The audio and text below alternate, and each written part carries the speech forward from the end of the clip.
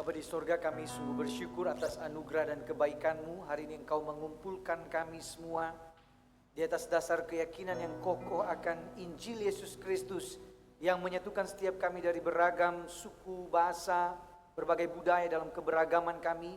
Tuhan, satukan setiap kami hari ini di dalam gereja ini. Dan hari ini kami bersyukur ada satu kesempatan bagi kami beribadah dan kami mendengarkan sabda-Mu diberitakan kepada setiap kami. Kami mohon berbicara kepada setiap kami, berikan kepada setiap kami hati seorang murid yang mau belajar, mau dibentuk oleh Tuhan, sehingga firman-Mu tidak berlalu begitu saja, tapi kami lakukan dalam kehidupan kami. Urapi hamba-Mu yang penuh keterbatasan dan kekurangan ini ya Tuhan, pakai dengan kuasa-Mu, supaya sungguh-sungguh apa yang disampaikan sesuai dengan kehendak-Mu. Di dalam nama Tuhan Yesus Kristus, Tuhan dan Juru Selamat, kami yang hidup, kami berdoa dan bersyukur.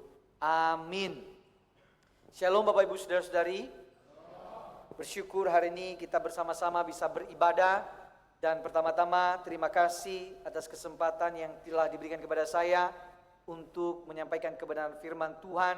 Satu kehormatan untuk bisa berdiri di tengah-tengah Bapak Ibu Saudara-saudari. Terima kasih untuk Ibu Pendeta Rosa dan majelis dan saudara-saudari semua yang telah mempercayakan kepada saya untuk menyampaikan kebenaran firman Tuhan. Izinkan terlebih dahulu saya menyampaikan salam dari jemaat kami di GKPKR Telugong. Salam hangat untuk kita semua, saudara-saudara ya, tempat saya melayani, kiranya Tuhan yang terus menyertai kita semua. Saudara-saudara, hari ini kita akan belajar tentang tema yang penting tentang reformasi, agen reformasi.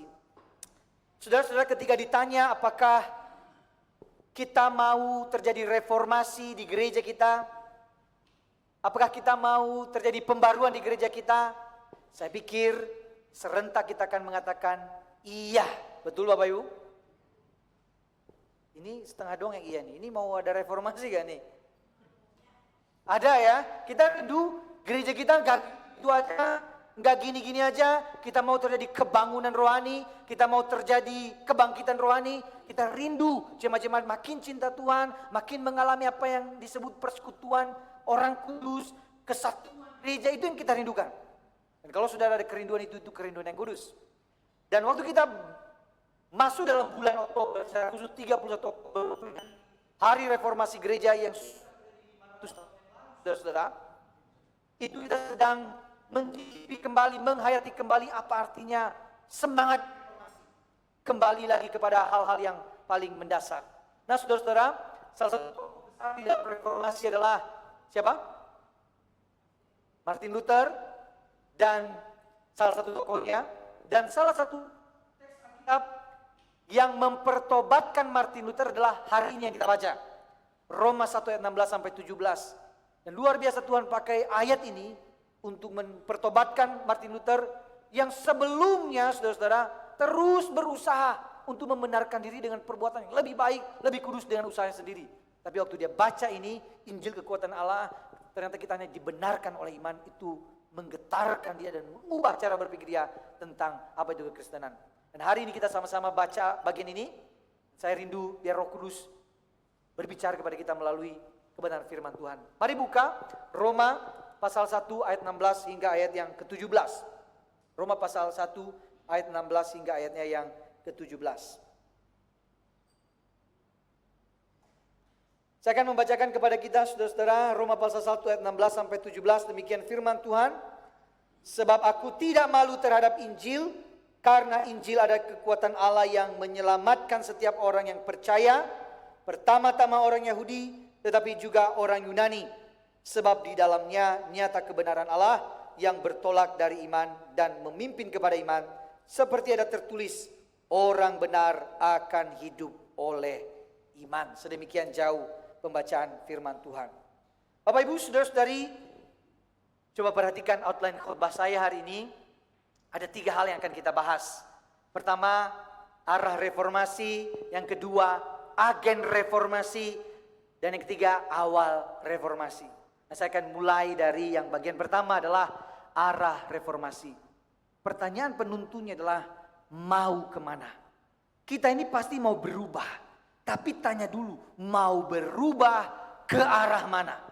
Ini yang menjadi pertanyaan penting, kita mau berubah ke arah mana saudara-saudara? Prinsip utama reformasi, saudara ingat, prinsip utamanya bukan kreasi, bukan inovasi. Kalau kita bilang kita mau ada reformasi gereja, ada pembaruan di gereja, kita jangan sampai di pikiran kita, oh kita hal baru apa lagi yang akan kita lakukan. Karena reformasi sebenarnya prinsip utamanya tahu apa? Satu kata yang menggambarkan reformasi yaitu kembali. Apa? Kembali. 500 tahun yang lalu ketika gerakan reformasi gereja terjadi, mereka itu nggak lagi bikin doktrin baru, bukan. Mereka nggak lagi gambarkan Yesus yang baru, bukan kan? Tapi mereka sedang kembali kepada apa? Kembali kepada hal yang utama, kembali kepada hal yang mendasar, kembali kepada apa yang inti-inti dasar kekristenan.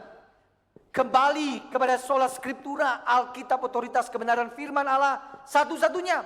Kembali kepada iman yang benar, kembali kepada anugerah. Jadi waktu bicara reformasi, kita sebenarnya berpikirnya mau kemana. Dan sampai kita berpikirnya jauh sekali, mau melakukan ini dan itu. Harusnya waktu kita mengatakan reformasi, kita kembali kepada apa yang paling utama. Nah pertanyaannya kalau kita baca tadi Roma itu, apa dan kemana kita kembali kira-kira? Apa yang utama di dalam Roma tadi? Apa? Injil, saudara-saudara. Baca sama-sama, 1, 2, 3. Injil. Jadi kalau dibilang apa yang paling penting, apa yang paling utama, apa yang paling hakikat untuk reformasi? Injil. Jadi waktu kita kembali ke Injil. Waktu kita kembali, kita ini harus tahu ini yang paling penting. Suatu kali saudara, saya malam-malam bersama istri pergi, ya. Kemudian waktu di dalam tengah-tengah perjalanan, saya lupa bawa kacamata saya. Nah saudara, ada 2 hal dalam pikiran saya, udah jalan aja, atau kemudian balik. Tapi saya bilang, waduh ini kalau saya malam-malam, ini saya kurang jelas ya, nanti bisa nabrak orang lagi. Keputusan yang saya lakukan adalah kembali putar balik, karena kacamata itu penting bagi saya untuk melihat ke depan. Tapi beda halnya ketika yang ketinggalan. Aduh, saya ketinggalan tisu ini. Apakah saya balik kira-kira? Enggak. Saya balik untuk sesuatu yang bagi saya itu sesuatu penting. Dan waktu saudara-saudara kita bicara, kita gereja, jalan. Terus kita ingat Injil. Aku lupa Injil. Balik gak? Tergantung. Menurut saudara Injil itu penting atau tidak?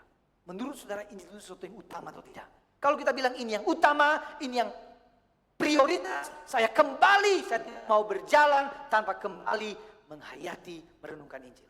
Maka ini prioritas utama, ini yang sangat penting untuk terus-menerus menggetarkan, membuat kita terus mengalami pembaruan saudara-saudara. Bapak Ibu saudara-saudari, terkadang kita ini hanya sekedar ingin mengubah, kalau mau berubah tuh kalau kita cenderung terburu-buru. Ya, misalnya gini, gereja, kayaknya kita harus adakan reformasi. Apa yang kita ubah? Kita ubah di luarnya. Aduh, kayaknya supaya jemaat makin bergairah ikut Tuhan, kita bangun gedung yang lebih besar lagi. Kita ubah catnya lebih terang lagi supaya apa? Supaya jemaat bisa lebih cinta sama Tuhan. Atau kita beli alat-alat yang lebih mahal lagi supaya mereka memuji Tuhan lebih baik lagi. Itu penting. Tapi apakah itu yang utama? Itu pertanyaannya. Kalau itu kita lakukan tapi tanpa kembali kepada yang utama, kita seperti sedang bikin kosmetik sama seorang. Ada orang yang sangat tua, lalu kita baru dia kosmetik biar dia tampak cantik. Tapi apakah itu utama? Apakah itu membuat dia menjadi awet muda? Tidak ya saudara. Itu hanya kosmetik luar saja. Ketika ada hujan, ketika ada waktu berlalu, udah luntur lagi kosmetiknya. Maka gereja tidak boleh hanya sekedar mengubah kosmetik ya, mengubah tampilan luar, tapi lupa kembali pada yang paling utama, yaitu Injil. Dan harusnya ini yang diubah, ini yang harus direnungkan, ini harus digaungkan. Kalau mau ada terjadi perubahan, Injil harus menjadi dasar pembaruan. Bapak Ibu saudara-saudari, saya kasih contoh ya, ada sepasang suami istri suka bertengkar, lalu kemudian mereka ini pengen cerai. Istrinya ini mengatakan, aku sudah tidak punya perasaan lagi sama istri saya mau cerai saja. Lalu kemudian dia curhat sama temannya, dia cerita lah, dia nggak ada rasa cinta lagi sama suaminya. Lalu temannya itu memberi nasihat kepada suaminya, bilang, cobalah ya, kalian ini menikah jangan berantem terus lah ya. Cobalah kamu ubahlah sikapmu sama istrimu. Kamu belilah dia bunga sesekali, belilah hadiah, puji dia, bilang kamu cantik sekali sayang. Percayalah nanti akan terjadi reformasi di dalam keluarga kalian. Saudara-saudara, dia lakukan itu dan berubah. Ya, berubah. 1 minggu. Minggu berikutnya kembali ke setelan awal lagi. Saya nggak cinta sama orang ini. Saya nggak ada perasaan lagi. Saudara-saudara, kalau orang-orang itu datang kepada Bapak Ibu saudara-saudari, apa nasihat apa yang akan Bapak Ibu berikan? Hanya sekedar untuk mengubah sikap-sikap luar kita. Itu mengubah, ya, tapi sementara. Harusnya kalau mereka datang, kita harus ajak mereka untuk kembali. Kembali pada apa? Kembali kepada dasar pernikahan. Kembali kepada dasar pernikahan. Ingat, dasar pernikahan bukan perasaan. Dasar pernikahan perjanjian. Ajak mereka untuk ingat kembali. Waktu menikah, diberkati sama Tuhan, ingat gak apa janjinya sama Tuhan? Yang sudah menikah masih ingat janjinya? Di hadapan Tuhan dan jemaatnya, saya mengambil engkau, atau saya menerima engkau sebagai suami atau istri saya. Lalu lanjutkan, dalam suka, duka, dalam susah, dalam sakit, itu dasar perjanjian. Apapun yang terjadi, aku sudah berjanji sama Tuhan, aku akan bersama engkau. Perasaanku bisa berubah, rasa cintaku bisa turun naik, tergantung keadaan ekonomi. Kalau dompet tebal ya bisa cinta sama kamu, tapi kalau kurang ekonomi ya saya juga gak akan terlalu cinta. Perasaan kita itu tergantung situasi, betul? Tapi waktu kita tahu, kembali ke dasar perjanjian, janji sama Allah.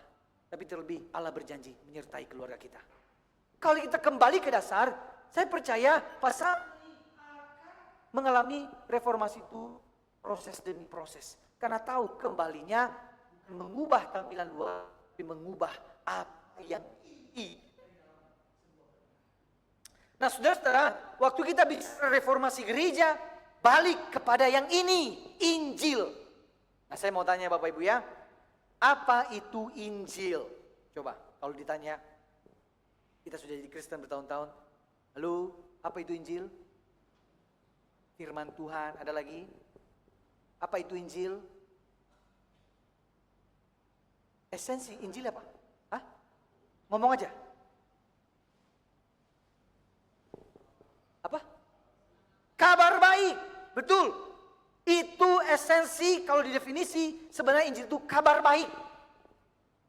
Kenapa ada kabar baik? Karena ada kabar buruk. Itu saudara-saudara. Apa kabar buruknya? Kita orang berdosa hidup dalam kebinasaan. Itu kabar buruknya. Setiap kita manusia berdosa di dalam penghukuman kekal. Setiap kita adalah orang-orang yang binasa dalam neraka, betul? Tapi kabar baiknya, apa kabar baiknya? Orang seperti kita beroleh anugerah dari Allah. Yesus menanggung hukumanku sehingga aku tidak jadi binasa, aku tidak beroleh hukuman kekal karena Yesus sudah menanggungnya untukku. Ia mati mengalahkan kuasa maut, ia bangkit untuk menyatakan bahwa ia menang atas segala dosa, kuasa setan, kuasa kegelapan. Sehingga hari ini aku bukan lagi orang yang dihukum, tapi orang yang sudah dibebaskan oleh Allah dan aku punya pengharapan. Itu kabar baiknya. Amin. Saudara-saudara, teks kita tadi saudara.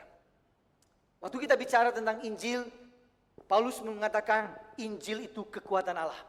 Ada 4 kata penting di dalam Roma 1:16-17 ini. Pertama, Injil itu kekuatan. Kenapa diingatkan ini? Ingat, Injil itu kuasa Allah. Allah yang berkuasa. Allah sanggup melakukan apa saja. Hal-hal yang mustahil manusia. Hal yang tidak mungkin bagi manusia. Tapi di dalam Injil mampu, sanggup, anak Allah berkuasa. Injil itu adalah kekuatan Allah. Maka saudara, waktu kita sedang ada masalah, mengalami pergumulan yang kita pikir, Tuhan kayaknya nggak mungkin, kayaknya ini mustahil. Lihat Injil, pandang Injil, lihat Yesus. Apakah mungkin Allah itu datang ke dalam dunia? Menembus dari sorga ke bumi. Bisa? Secara manusia bisa? Tidak bisa. Tapi kuasa Allah, Injil katakan bisa Allah menjadi manusia. Itu mujizat terbesar. Tidak mungkin secara manusia, tapi mungkin bagi Allah. Maka Injil itu kuasa Allah, Allah yang berkuasa. Lalu yang kedua, kuasa atas apa? Keselamatan, menyelamatkan. Kuasa Allah yang membebaskan dari penghukuman. Kita ini tidak bisa bebas, kita tidak bisa lepas dari penghukuman dengan perbuatan baik sebaik apapun. Tidak bisa. Tapi Injil sanggup membebaskan, melepaskan kita dari penghukuman. Lalu kata yang ketiga, apa? Di sini, percaya. Kuasa Injil hanya efektif bagi orang-orang yang sudah percaya kepada Yesus, mengalami kuasa Yesus, meyakini, mengimani bahwa Yesus adalah Tuhannya. Dan yang terakhir, dampaknya ketika kita percaya pada kuasa Injil, mengalami Injil, kita mengalami kebenaran. Dinyatakan benar dengan standar kuasa kesempurnaan Allah. Sudah tahu apa istilah dinyatakan benar? Anggap saudara ini ruang persidangan, saudara semua sudah jaksa, penuntut, hakim berkata, ini orang harus dihukum mati. Itu keputusannya. Lalu kemudian Yesus datang dan berkata, saya siap menanggung hukumannya. Dan saudara dan saya dibebaskan dari hukuman itu. Dinyatakan benar oleh Allah. Itu arti dibenarkan. Nah Bapak Ibu saudara-saudari, Timothy Keller almarhum pernah berkata demikian. Apa itu Injil? Gospel itu katanya good news, kabar baik. Bukan hanya good advice, bukan hanya nasihat baik. Dia kasih penjelasan. Apa bedanya news dan advice itu? Dia bilang kalau nasihat itu apa yang harus kita lakukan. Kamu lakukan itu. Tapi kalau kabar, berita, news itu adalah laporan tentang apa yang Allah telah lakukan untuk kita. Dan intinya bukan tentang apa yang saya lakukan, bukan apa yang harus saya kerjakan, bukan. Tapi apa yang Allah telah lakukan dalam hidup saya, apa yang Yesus telah kerja dalam hidup saya, itu Injil. Dan seharusnya kita terus-menerus menghayati, merenungkannya. Kenapa saudara? Kalau kita mengerti betul bahwa Injil itu adalah kekuatan Allah, Injil itu adalah berita baik, cara kita bergereja akan berbeda. Injil akan mengubah cara kita melayani. Injil akan mengubah cara kita bekerja. Injil akan mengubah cara kita melihat orang lain. Injil akan mengubah cara kita melihat kegagalan diri kita sendiri. Injil akan mengubah cara kita menghadapi kritik orang lain. Injil itu punya kuasa. Nah, ada 5 contoh perbedaan yang ditulis oleh Keller di dalam buku Gospel in Life. Cara hidup beragama dan cara hidup berinjil itu apa bedanya? Nah, saudara saya hanya sampaikan beberapa saja, 5 hal ini. Dia bilang begini, kalau orang beragama akan berpikir begini, saya taat, karena itu saya diterima. Sedangkan Injil berkata, saya diterima, karena itu saya taat. Orang dengan cara berpikir agama akan berkata begini, saya taat, saya harus rajin ke gereja, saya harus melayani Tuhan. Supaya apa? Supaya saya diterima oleh Tuhan. Kalau saya melakukan hal-hal yang baik, Tuhan akan makin sayang sama saya. Tapi cara berpikir Injil berbeda. Saya melakukan ini karena saya sudah diterima oleh Allah. Saya diterima Allah, karena itu saya taat. Saya melayani Tuhan, saya bekerja, saya melakukan hal yang baik, saya memberi. Karena memang saya sudah diterima oleh Allah. Cara berpikir yang kedua contohnya adalah saudara, agama akan berkata motivasi didasarkan pada rasa takut dan rasa tidak aman. Sedangkan Injil akan berkata motivasi didasarkan pada sukacita yang melimpah dari ucapan syukur. Banyak orang Kristen masih cara berpikir agama. Ayo kamu rajin ke gereja. Kalau nggak rajin ke gereja, kalau nggak rajin baca Alkitab, kamu akan kena hukuman, usahamu bangkrut, keluargamu hancur. Takut kalau itu terjadi, makanya saya cari Tuhan, saya berdoa supaya saya tidak kena hukuman Allah, usaha saya tidak bangkrut, supaya rezeki saya tidak tersendat. Tapi cara berpikir Injil berbeda. Cara berpikir Injil akan berkata, motivasi saya untuk melakukan semua itu didasarkan pada apa? Ucapan syukur saya. atas kebaikan-kebaikan Tuhan. Contoh yang ketiga, saudara, agama akan berkata, saya menaat supaya saya bisa mendapatkan sesuatu darinya. Saya melakukan kebaikan-kebaikan, saya memberi persembahan, memberi uang, memberi tenaga saya, supaya apa? Supaya saya dapat berkat-berkat lagi sama dari Tuhan, mendapatkan uang yang banyak, mendapatkan pekerjaan yang lagi, mendapatkan berkat-berkat daripada Tuhan. Dan kita motivasinya ada sesuatu yang kita inginkan dari Tuhan. Injil beda, sakti Allah untuk mendapatkannya, menikmatinya serupa dengannya. Saya melakukan semua ini karena saya cinta sama Tuhan. Saya sayang sama Tuhan. Saya melayani Tuhan. Saya melayani di gereja. Saya beri waktu saya bayar harga. Karena saya cinta sama Yesus. Cara berpikirnya berbeda. Contoh yang keempat, saudara. Agama akan berkata, saat masih hidup tidak sesuai dengan harapan, kita akan marah sekali.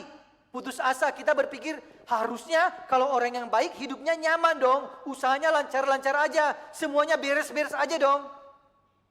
Tapi cara berpikir Injil berbeda. Kita ada situasi tidak harapan. Kita bergumul, masalah datang menghampiri kita.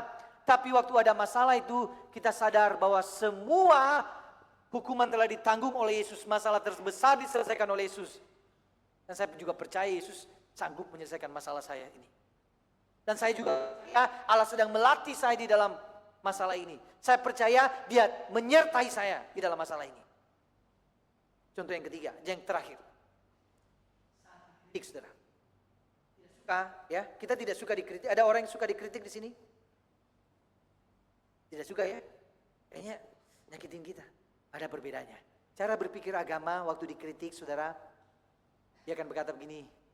Ya, orang beragama akan menjadi marah, putus asa, karena sangat penting baginya, saya ini harus dipandang baik oleh orang lain. Saya marah sekali. Kalau dia kritik saya itu ancaman. Citra diri saya, identitas, gambar diri saya menjadi rusak gara-gara dia kritik. Tapi orang yang sudah mengerti Injil, memahami Injil, waktu dia dikritik, saudara tahu, dia akan berkata, saya bergumul, saya marah, saya proses emosi saya, nggak mudah menerima kritikan. Tapi, saya tahu, identitas saya tidak ditentukan oleh orang lain, tapi ditentukan oleh Allah. Identitas diri saya tidak ditentukan oleh apa kata orang tentang saya, tetapi apa kata Tuhan tentang saya. Yang saya perjuangkan bukan menjadi orang baik di hadapan orang, tetapi menjadi orang benar di hadapan Allah. Dan itu harusnya cara berpikir Injil seperti itu. Mengubahkan pencapaian kita, pencarian kita, apa artinya identitas dan gambar diri. Saudara-saudara, kita sudah belajar. Tadi saya bilang arah reformasi itu kembali kepada Injil. Kembali kepada Injil, kembali kepada yang utama. Karena Injil itu kekuatan, Injil itu adalah kabar baik. Nah, yang kedua adalah ini. Yang kedua adalah agen reformasi, dan ini jadi tema kita. Reformasi. Pertanyaan adalah, apa sih kriteria menjadi agen reformasi? Coba ya Bapak Ibu ya, kalau kita ini adakan sayembara di gereja ini, lalu kita bilang begini, ada panitianya nih. Panitia agen reformasi gereja, biar gereja gak gini-gini aja. Kita bikin sayembara, kita pilih orang-orang, dan kriterianya apa yang kira-kira. Dari 10 kriteria ini, coba. Secara manusia, kita akan pilih yang jadi agen reformasi. Orang yang cerdas atau orang yang bodoh? Cerdas, betul ya? Kita syarat, siapa ya? Udah ketemu nih, ada orang-orang yang cerdas di sini ya. Orang minder atau orang berpengaruh? Orang berpengaruh pasti ya. Orang percaya diri atau orang penakut? Percaya diri. Orang lemah atau orang hebat? Orang hebat. Orang berwibawa atau orang kacau hidupnya? Orang berwibawa. Bagus, sama. Saya juga sama. Versi saya adalah, saya akan memilih agen-agen reformasi adalah orang yang cerdas, orang percaya diri, orang berwibawa, orang berpengaruh, orang hebat. Saya percaya dengan orang-orang seperti ini, gereja akan mengalami reformasi. Tapi saudara tahu, versi Injil berbeda ternyata. Versi Injil ini, saudara. Agen reformasi adalah orang-orang yang bodoh, orang-orang yang minder, orang-orang yang penakut, orang-orang yang lemah, orang-orang yang kacau hidupnya. Kenapa? Kenapa versi Injil dan versi saya berbeda dalam memahami reformasi?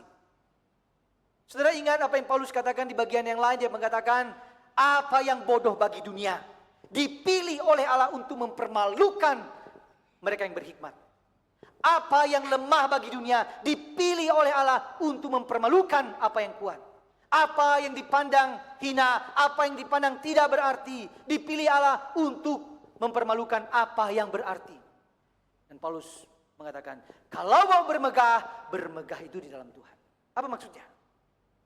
Pada intinya saudara-saudara, waktu mengadakan reformasi, Injil itu mengatakan kepada kita, Injil tidak butuh orang-orang yang merasa dirinya hebat, merasa dirinya pintar. Kenapa? Karena orang-orang itu merasa bahwa semuanya adalah karena dia tidak lagi mengandalkan Tuhan.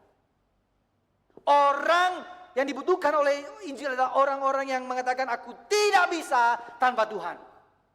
Aku tidak sanggup tanpa Tuhan. Aku malu tanpa Tuhan. Aku takut kalau Tuhan tidak menyertai. Injil akan memberi kekuatan kepada orang-orang yang merasa rendah tanpa Tuhan. Merasa tidak punya kekuatan apa-apa tanpa kuasa dari Tuhan. Saudara-saudara, Injil akan bekerja kepada mereka yang ada di titik, Tuhan, aku tidak sanggup, aku takut sekali, aku tidak mampu, aku butuh Engkau. Kalau mau jadi agen reformasi, maka ini 5 kriteria yang saya akan berikan kepada kita dan semoga di sini ada orangnya. Agen reformasi pertama, si bodoh. Ada orang bodoh di sini? Semua merasa pintar ya, luar biasa ya. Tapi kalau sudah merasa bodoh, tidak dapat hikmat tanpa Tuhan, tidak bisa memikirkan apa-apa tanpa satu, maka saudara adalah agen reformasinya. Kenapa? Karena Injil akan memberikan hikmat. Karena kau bergantung sama Tuhan. Siapa agen reformasi yang lain adalah si minder.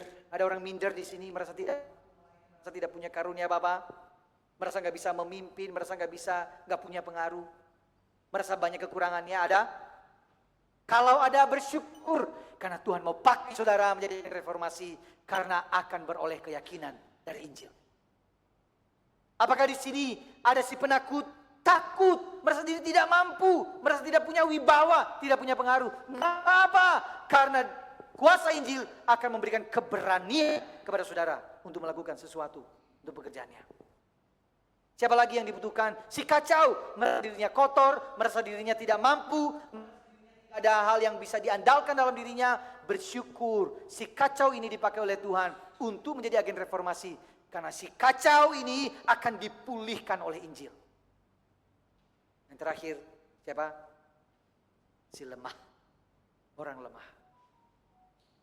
Kenapa? Karena akan beroleh kekuatan dari Injil. Saudara-saudara, kalau kita punya bayi, hanya ada satu bahasa bayi ketika dia menginginkan sesuatu. Apa? Nangis. Bayi tidak bisa melakukan apa-apa secara mandiri. Dia cuma bisa nangis, dia cuma bisa bergantung. Waktu dia mau makan, waktu dia haus, waktu dia mau ganti popok, ganti baju, dia cuma bisa nangis.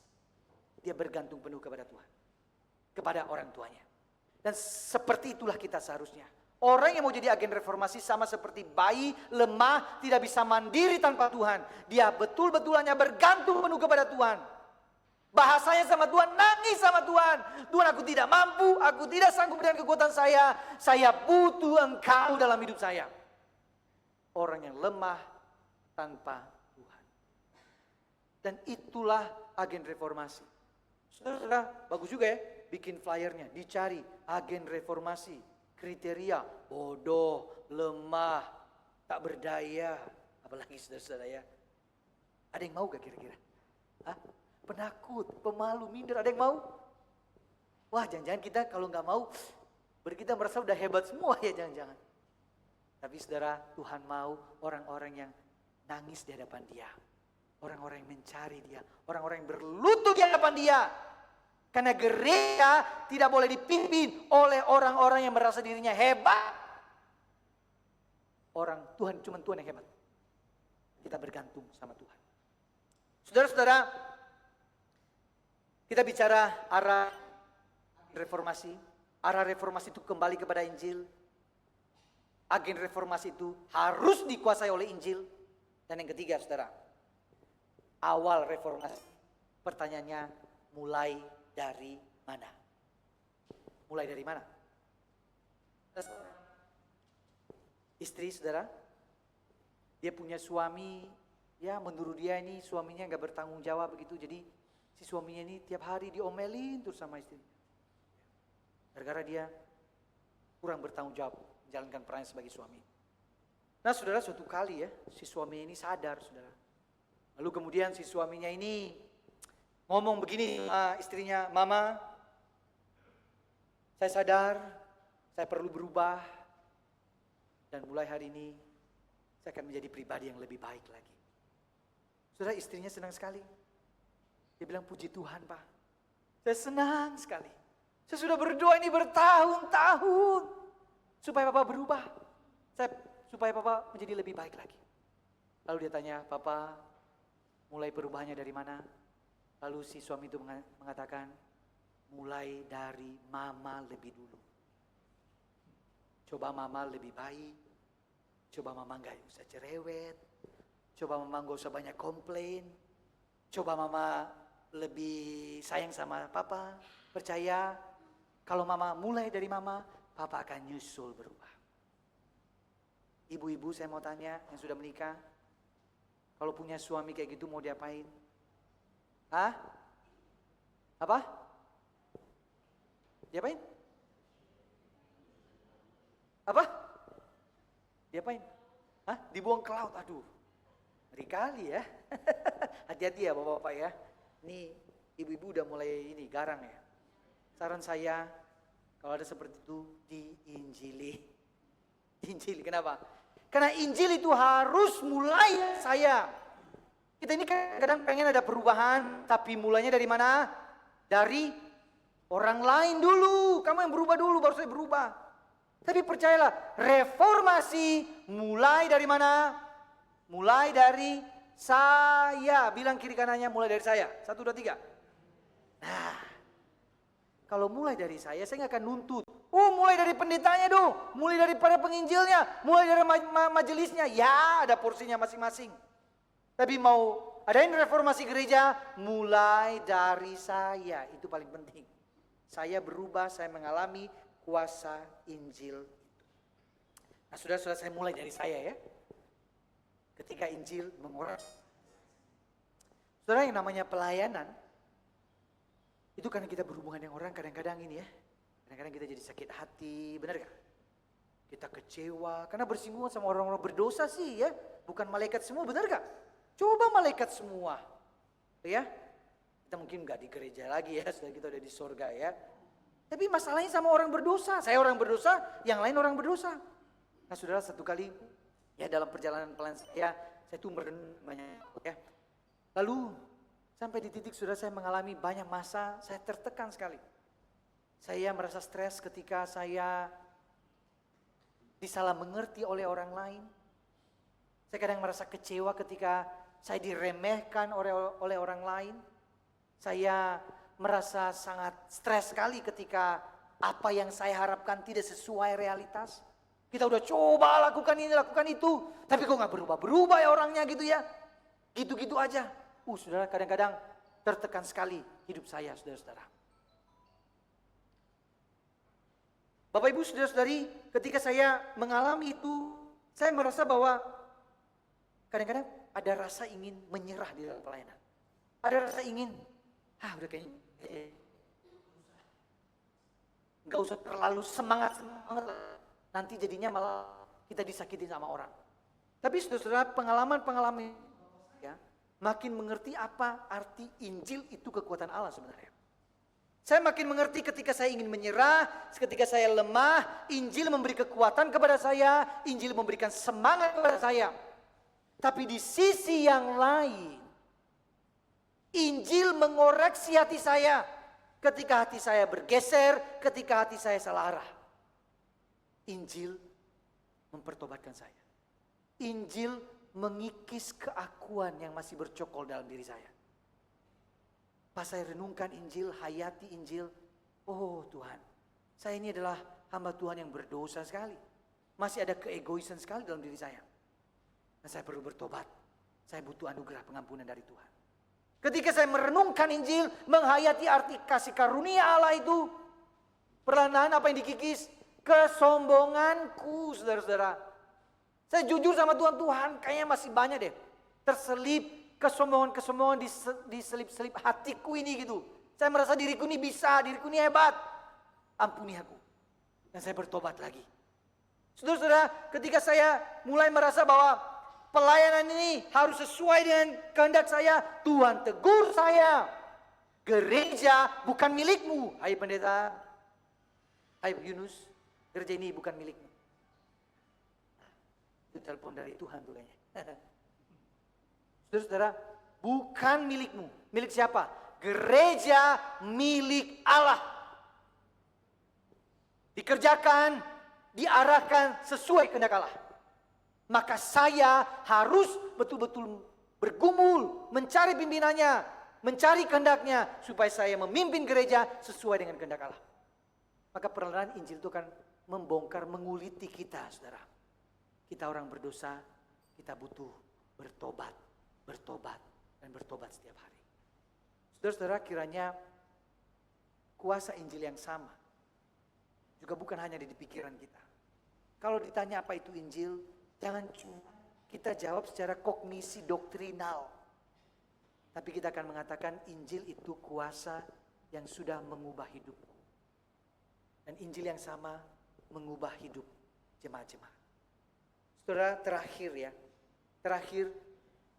saya mau baca satu bagian firman Tuhan dalam Roma ini dan menjadi doa saya untuk jemaat di tempat ini. Roma 1 ayat 8, firman Tuhan berkata begini. Pertama-tama aku mengucap syukur kepada Allahku oleh Yesus Kristus atas kamu sekalian, sebab telah tersebar kabar tentang imanmu di seluruh dunia. Telah tersebar kabar tentang imanmu di seluruh dunia. Sekarang coba pikirkan, selama ini apa yang kira-kira kabar yang tersebar tentang gereja kita di luar? Kabar yang baik, kabar yang buruk, masalah yang tersebar, apa? Apapun itu. Tapi hari ini Tuhan ingatkan kita, biarlah yang tersebar adalah kabar tentang jemaat-jemaat gedong yang sudah diubahkan oleh kuasa Injil. Biar yang tersebar didengar oleh dunia adalah kabar tentang reformasi yang terjadi di gereja ini, bahwa Injil sungguh-sungguh hidup di dalam kehidupan jemaat-jemaat di tempat ini. Dan percaya saudara, kalau kita kembali kepada Injil, kabar itu akan tersebar di dunia. Karena reformasi itu akan berjalan dengan sendirinya. Mari kita berdoa. Mari kita tundukkan kepala kita, saudara. Mari kita berdiam diri sejenak. Memohon Tuhan berbicara kepada kita. Mengingatkan kita apa yang perlu kita ubah. Menghibur yang sedang lelah saat ini. Silakan ambil waktu berdiam diri sejenak. Renungkan pesan firman Tuhan hari ini untuk saudara.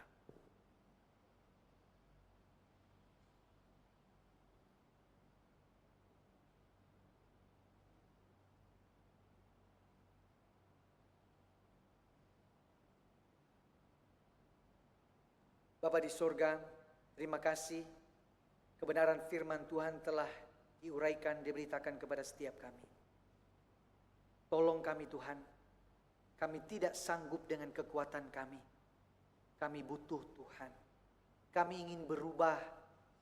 Kami ingin mengubah diri kami. Kami ingin memperbarui gereja semakin lebih baik. Tapi kami sadar, tanpa Tuhan, kami tidak bisa melakukan apa-apa. Kami butuh kuasa Tuhan. Kami butuh Injil yang adalah kekuatan Allah. Memberikan dorongan, motivasi, semangat kepada setiap kami. Tolong kami Tuhan, Kau mampukan kami untuk menghidupi firman-Mu dalam kehidupan kami. Di dalam nama Tuhan Yesus Kristus, Tuhan dan Juru Selamat kami yang hidup, kami naikkan doa ini. Amin. Memberkati kita saudara.